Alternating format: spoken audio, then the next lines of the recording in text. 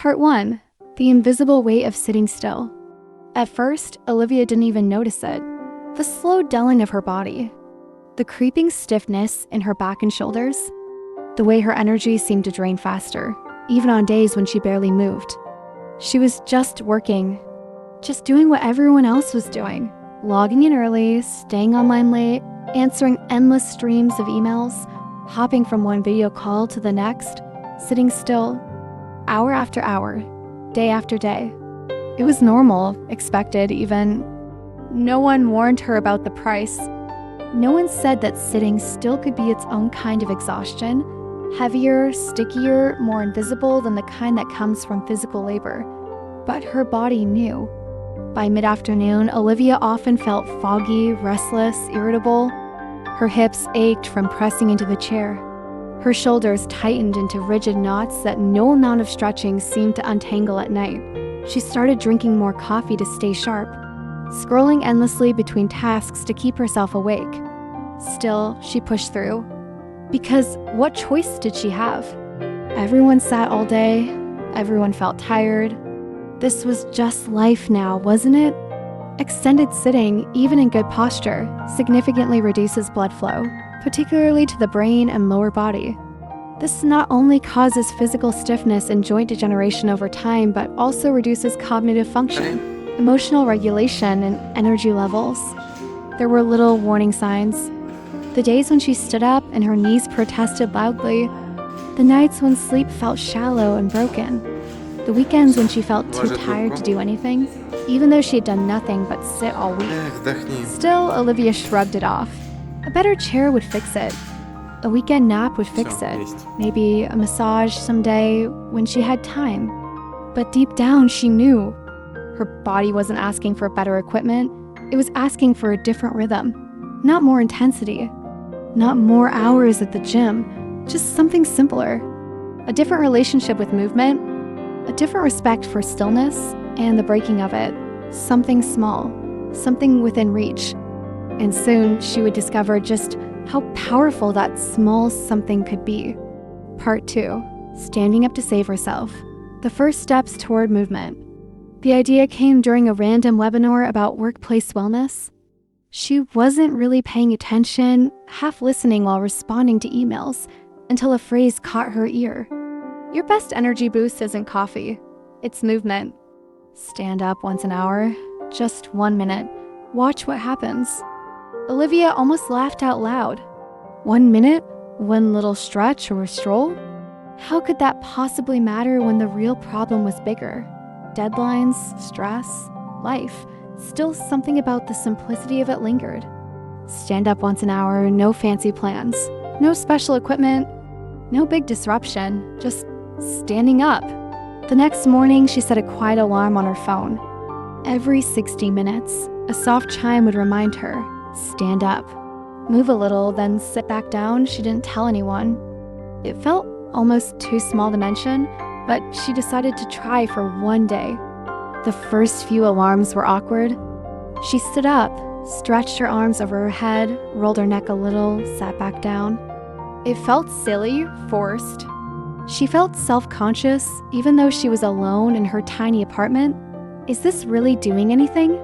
She thought, but by midday, she realized something surprising.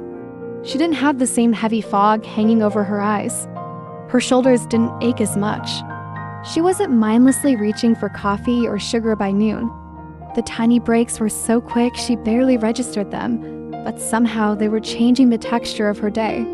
Micro movements throughout the day improved blood circulation, oxygen delivered to the brain, and release endorphins, the body's natural feel-good chemicals.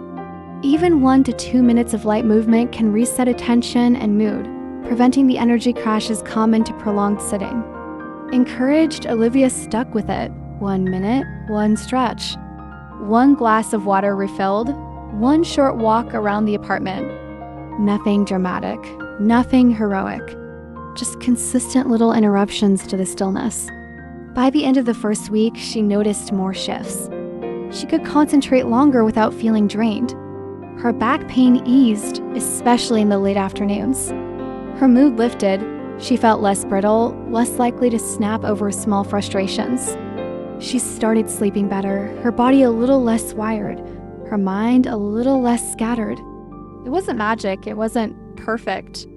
Some days she missed alarms. Some days she ignored the chime, buried deep in work. But even when she slipped, she came back. Because now she could feel the difference. The simple act of standing, of honoring her body's need to shift, to breathe, to move, had become a thread tying her to herself again. Successful habits aren't about perfection. They're about reducing the cost of re-entry, making it easy and non-punitive to return after missing a beat. One afternoon, while sipping tea and scrolling through work emails, Olivia realized something almost funny. She was spending less energy fighting her body, pushing through stiffness, pushing through fatigue, and more energy actually doing her work. She wasn't working fewer hours. She wasn't taking long breaks. She was simply standing up. A tiny pause, a tiny renewal. And somehow it was enough to change everything. Not the world, not her job, not the demands stacked on her calendar, but the way she carried herself through it all, lighter, softer, stronger. Part 3. The day she forgot, and how quickly her body reminded her why it matters. It started with one missed alarm. A tight deadline, a client meeting running over time, a flurry of urgent emails stacking up one after another. Olivia silenced the chime without thinking. I'll stand up after this. But after this stretched into an hour, then 2, then 4. By mid-afternoon, her body was screaming. Her lower back throbbed, a sharp, nagging ache she hadn't felt in weeks. Her shoulders curled up toward her ears with tension. Her legs tingled from being frozen in the same position too long. The worst part wasn't just the physical pain. It was the mental fog, a dense, heavy cloud that settled over her thoughts, making even simple tasks feel impossible. Every decision took longer. Every email felt heavier. Her focus shattered into 1,000 tiny pieces. Prolonged sitting without movement leads to blood pooling in the lower body, reduced oxygen delivery to the brain, and neural fatigue, directly impairing decision-making, emotional regulation, and energy levels. By 5 p.m., Olivia slumped in her chair, exhausted and frustrated. How had she slipped back so easily? She hadn't run a marathon, she hadn't lifted heavy boxes, she had just sat, and somehow it had drained her more than any hard physical day ever could. She stood up finally, slowly, feeling every protest from her joints. She stretched her arms overhead, rolled her neck, shook out her legs. It helped a little, but not enough to erase the toll. How did I ever live like this every day before? She wondered, rubbing the small of her back. The contrast was sharp now. The Olivia who stood up every hour was clearer, lighter, more resilient. The Olivia who forgot, even for one day, crumbled faster than she remembered. It wasn't about discipline. It wasn't about being good or bad. It was simply about listening. Listening to the small whispers before they became screams. Tiny habits aren't just about building discipline. They're about cultivating sensitivity to your own needs, learning to hear the body's quiet signals before crisis hits. That night, Olivia sat on her bed, legs stretched out in front of her, notebook in hand. Instead of berating herself, she wrote down what she had learned. My body needs movement to stay awake, alert, and alive. Ignoring small needs leads to bigger problems. I deserve tiny breaks, not as a reward, but as respect.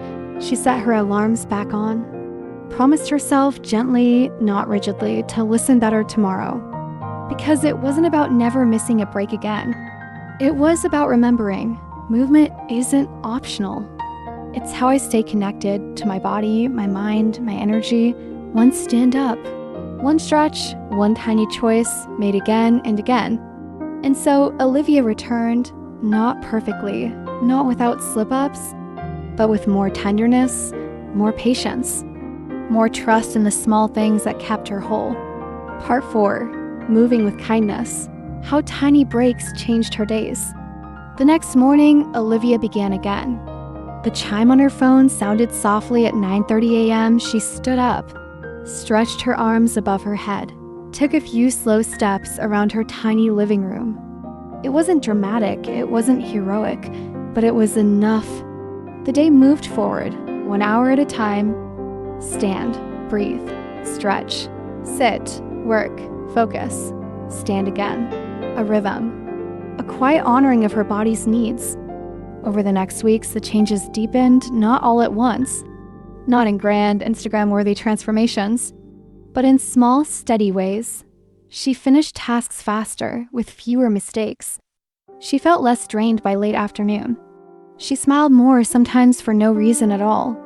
Her body felt lighter, more fluid, more capable. Micro-movement breaks restore circulatory health, regulate cortisol levels, and enhance neuroplasticity, making the brain more adaptable and resilient over time. Movement isn't just physical. It builds mental stamina and emotional agility. Olivia realized she wasn't just standing up to fight stiffness. She was standing up to stay awake, not just in her work, but in her life. She noticed the way sunlight changed the color of her walls during the day. She noticed the birds outside her window. She noticed when her body asked for a break, and she listened without guilt.